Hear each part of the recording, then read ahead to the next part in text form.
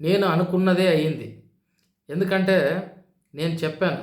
వాడు కాంట్రవర్సీల నుంచే డబ్బులు సంపాదిస్తాడు. వాడి ట్రావెలింగ్ వీడియోస్‌కి అంతగా వ్యూస్ రావు. వాడు ఎప్పుడైతే వాని వ్యూస్‌కి వాని ఛానెల్‌కి వ్యూస్ తక్కువగా వస్తాయో, అప్పుడు ఏదో ఒకటి కాంట్రవర్సీలో దూరుతాడు. అప్పుడు వాళ్ళని తిడుకుంటూ వీడియోలు చేస్తాడు. మన వాళ్ళందరూ కూడా వాటిని ఎగబడి చూస్తారు. సో, అలా ఎగబడి చూడడం వల్ల లక్షల్లో వ్యూస్ పోతాయి. లక్షల్లో, కోట్లల్లో డబ్బులు సంపాదిస్తాడు. వాడు చూడండి 2, 3 వీడియోలు మాత్రమే వేసినాడు. అది ప్రపంచ యాత్రికుడు ఛానెల్‌లో 2 వీడియోలు వేసినాడు. 8 లక్షలకు పైగా వ్యూస్ వచ్చినాయి. అండ్ నాన్ వేసిన ఛానెల్‌లో ఒకటో, రెండో వీడియోలు వేసినాడు. వాటిపైన కూడా మంచిగానే వ్యూస్ పోయినాయి. వాడేముంది ఈరోజు ఒక వీడియో పెట్టినాడు. నేను 8 లక్షలు సంపాదించినాను ఈ గొడవల వీడియో వల్ల. అందువల్ల మలేషియాలో ఇప్పుడు 2 లక్షల ఐఫోన్ తీసుకుంటున్నాను. ఇంకొక 6 లక్షల డబ్బుల్ని ఒక లైవ్ పెట్టి అమ్మాయిలందరినీ ఆ లైవ్‌లోకి ఇన్వైట్ చేసి ఎవరైతే బాగా మాట్లాడతారో వాళ్ళకి ఒక్కొక్కరికి 10,000 ఇద్దామని అనుకుంటున్నాను అని ఒక వ్యాపారంగా చేసేసుకున్నాడు. కాంట్రవర్సీ చేయడం, డబ్బులు సంపాదించడం. వాడు ఏది పెట్టినా మనోళ్ళు చూస్తున్నారు మరి. వాడికి అదే కావాల్సిండేది. ఇలాంటి పబ్లిసిటీ కోసమే వాడు వెతుకుతా ఉండేది. ఒకటైతే నిజమండి. వాడైతే హిందువులని విపరీతంగా ద్వేషిస్తున్నాడు. ఒక క క క్రియేటరు, ఒక యూట్యూబరు వాడితో కాల్‌లో మాట్లాడాడు ఈ విషయం గురించి. వాడు రాముడి పైన ఒట్టు పెట్టంటే పెట్టుకోవడం లేదు. రాముడి పైన ఒట్టు పెట్టంటే పెట్టేస్తున్నాడు ఈజీగా. యేసుక్రీస్తు పైన ఒట్టు పెట్టంటే నేను పెట్టను అంటున్నాడు. అంటే దాని అర్థమేమి? ఓకే. వాడికి క్రిస్టియానిటీని ఫాలో అవుతుంటే ఫాలో అవ్వని, రెస్పెక్ట్ ఇవ్వని తప్పులేదు. వేరే ధర్మాలను, వేరే రిలీజియన్స్‌ను తక్కువ చేసి మాట్లాడడం, దూషించడం, వాళ్ళ వేరే రిలీజియన్ దేవుళ్ళను తిట్టడం ఇదంతా తప్పు కదా! దమ్ము, ధైర్యం ఉంటే ఆంధ్రాకొచ్చి, ఇండియాకొచ్చి మాట్లాడాలి ఇవన్నీ మాటలు. ఎక్కడో ఫారెన్‌లో ఉండి మాట్లాడితే ఒకరోజు వస్తుంది అన్వేష్. డెఫినెట్‌గా నువ్వు బయటికి రాకున్నట్లే నిన్ను లోపలైతే పెడతారు జైల్లో. ఇది మన ప్రజల్లో కూడా ఒక చేంజ్ అనేది రావాలి. ఇగ్నోర్ చేసి పడేయాలి ఇలాంటి వ్యక్తుల్ని. అదే గరికపాటి నరసింహారావు గారు చెప్పినారు కదా! అసహించుకోవాలి. ఇట్లాంటి వాళ్ళకి జైల్లో పెట్టినా కూడా ఇలాంటి వాళ్ళు మారరు అనేది గరికపాటి నరసింహారావు గారు చెప్పినారు. వాళ్ళు ఎప్పుడు మారతారంటే వాళ్ళని ఇగ్నోర్ చేసినప్పుడు, అసహించుకున్నప్పుడు, చీదరించుకున్నప్పుడు వాళ్ళలో మార్పు వస్తుంది. అంతేగాని వాళ్ళకి మామూలుగా అయితే వాళ్ళు మారరు అని గరికపాటి నరసింహారావు గారు చెప్పారు. మనందరికీ కూడా ధర్మం వైపు వెళ్ళాలనే ఆలోచన ఉన్నా కూడా ఇటువంటి దుర్మార్గులు వాళ్ళ దారిలోకి అంటే నెగిటివిటీని ఈజీగా స్ప్రెడ్ చేయడానికి లాగేస్తూ ఉంటారు.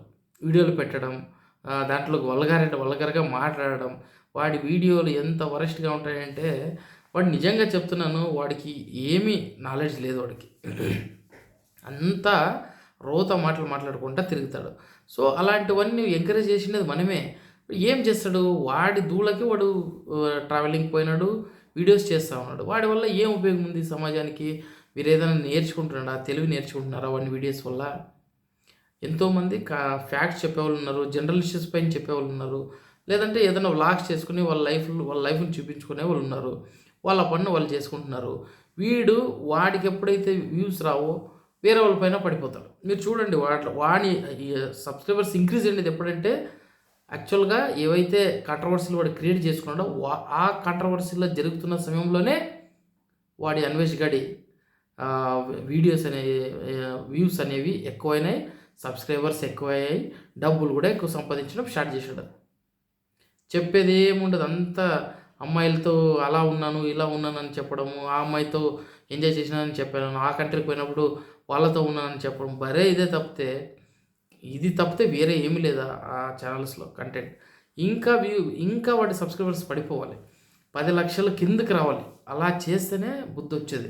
ఎవరు మరి ఇంకా సబ్స్క్రైబ్ చేసుకుంటున్నారో మళ్ళీ దేవుడికి తెలుసది.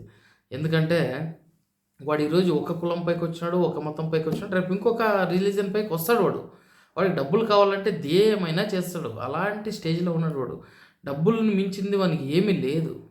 వానికి వాయు వరసలు గానీ, బంధాలు గానీ, బంధుత్వాలు గానీ, దేశం గానీ, మతం గానీ, కులం గానీ ఏమేమి లేవు. సో, అలాంటి వాడిని ఫాలో అవ్వకుండా వాడిని డిస్కరేజ్ చేసి డబ్బులు లేకుండా విలవిల కొట్టుకొని వాడు ట్రావెలింగ్ మానేస్తాడు. వీడియోలు చేయడం మానేస్తాడు. వాడు ఇంకా ఏం చెప్తున్నాడో తెలుసా? మీరు ఒకవేళ నన్ను బహిష్కరించినా నా దగ్గర 6 కోట్లు ఆరాంగా బతుకుతానని అంటున్నాడు. బతకని. బట్ ఇప్పుడు స్టాప్ చేసినా పర్వాలేదు. వాడుకుండే వ్యసనాలకి, వాడుకుండే ఈ అలవాట్లకి డెఫినెట్‌గా 6 కోట్లని వాడు ఇమ్మీడియేట్‌గా ఖాళీ చేసేసుకుంటాడు 1 ఆర్ అదర్ డే. అప్పుడైనా రోడ్డుపైకి రావాల్సిండేది కదా! సో, లేదంటే బుద్ధి తెచ్చుకొని కరెక్ట్‌గా వీడియోస్ చేసుకొని వాడి పనేదో వాడు చూసుకుంటాడు. లేదంటే ఇలా అందరిపైన పడి ఏడవడం ఇలా చేసుకుంటా ఉంటాడు. వీడికి గూడా కొంతమంది సపోర్ట్‌గా ఉంటున్నారు. వాడేమో పెద్ద మేధావి. ఎంతోమంది మేధావులు మన రాష్ట్రంలో పెట్టుకొని ఆ బెట్టింగ్ ఇష్యూస్ పైన మన సజ్జనర్ సార్ గూడా వాడితో మాట్లాడడం నిజంగంటే వాడికి ఇంకా హైప్ ఇచ్చినట్లయింది.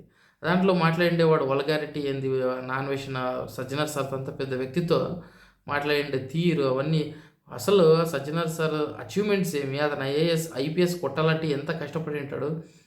అతను వీడికి ఫోన్ చేస్తే అతనికి సరైన ఒక రెస్పెక్ట్, డెకోరం ఇవ్వకుండా ఏదేదో వల్గర్‌గా మాట్లాడుతున్నారు సార్ దగ్గర కూడా. సో, ఇలా ఉంది. వాడిని ఇగ్నోర్ చేయండి. వాడు ఇంకొకటేమంటే ఆ ఐఫోన్ తీసుకొని సీతమ్మ పేరు పెట్టుకుంటున్నాడు. ఆ ఐఫోన్‌కి సీతమ్మ పేరు పెడతాడంట. సీతమ్మ వల్లే డబ్బులొచ్చినాయంట వాడికి. 2,00,000 ఐఫోన్ తీసుకున్నాను. అందుకే దీనికి సీతమ్మ అని పేరు పెడుతున్నానని అంటున్నాడు. సో, చూడండి ఎవరు దీనికి రెస్పాండ్ అయ్యి ఇమ్మీడియేట్‌గా వాడి ఛానల్‌ని అన్‌సబ్స్క్రైబ్ చేయండి. రిపోర్ట్ కొట్టేసేయండి వాడి ఛానల్‌కి. అప్పుడే మనకు బుద్ధొస్తుంది.